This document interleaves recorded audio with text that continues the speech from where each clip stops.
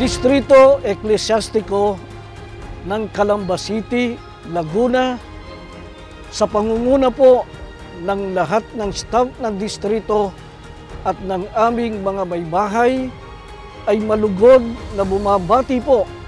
sa ating tagapamahalang pangkalahatan, ang kapatid Eduardo Manalo, at sa lahat po ng mga kapatid sa buong mundo ng Happy 110th Anniversary po!